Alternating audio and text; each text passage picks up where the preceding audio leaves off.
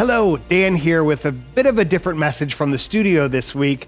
As you know, I often talk about your 5 spheres of your life pattern: your work, your relationships, your health, your spiritual growth, and your interests or passions, and how you should not pursue these as 5 different projects, but as connected, as part of one pattern, and really strengthening the connections between the spheres so that when life's in motion, you have stability to withstand the changes and the chaos that's coming at you. But often I have people ask me, but Dan, what is the most important of those 5 spheres?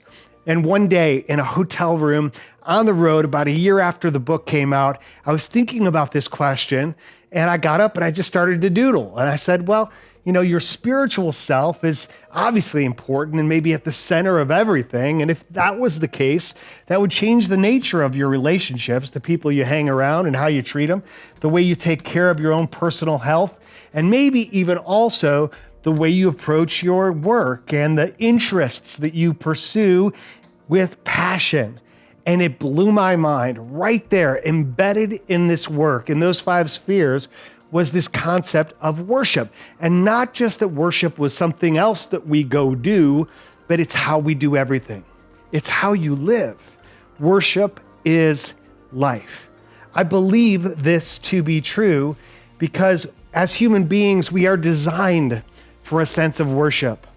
And we're spiritual beings having a human experience, not the other way around. We are drawn, regardless of our faith, toward a sense of awe and devotion. And so the question is, do you do this intentionally or unintentionally? And what are you devoted to? To God or to a sense of good in all things?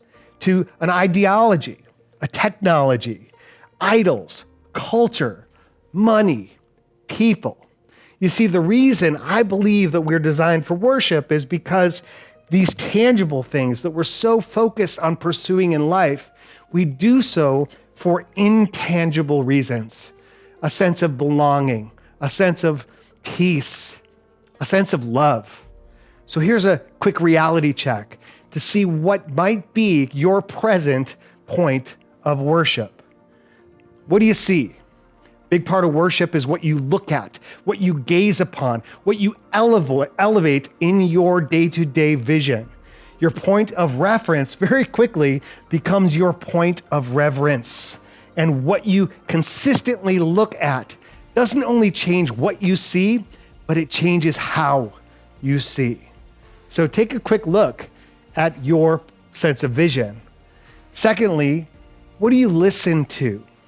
What are you hearing on repeat in your life? Your sources of information, the sounds you are presently immersed in, the people who have your ear. Perhaps take a bit more control of your day-to-day auditory programming. The third point of worship is what you say. When we think about our incantations, your words.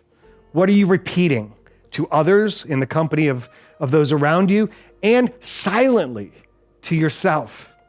Are you repeating belittling thoughts or maybe expressing your fears?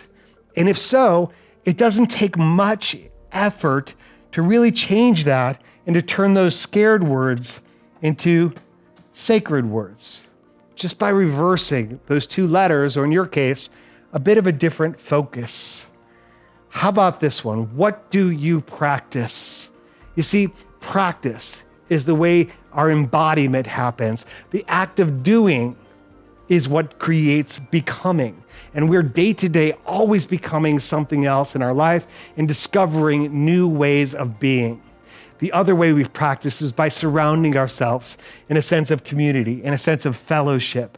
So take a look at the people with who you are presently communing.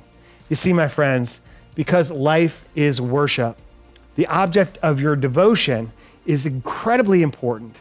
And so when we look at that with precise questioning and saying, is it the right object of our devotion? Or are there opportunities to redirect your attention, your inputs, your words, and your practice to create even more truth, peace, and meaning in your life.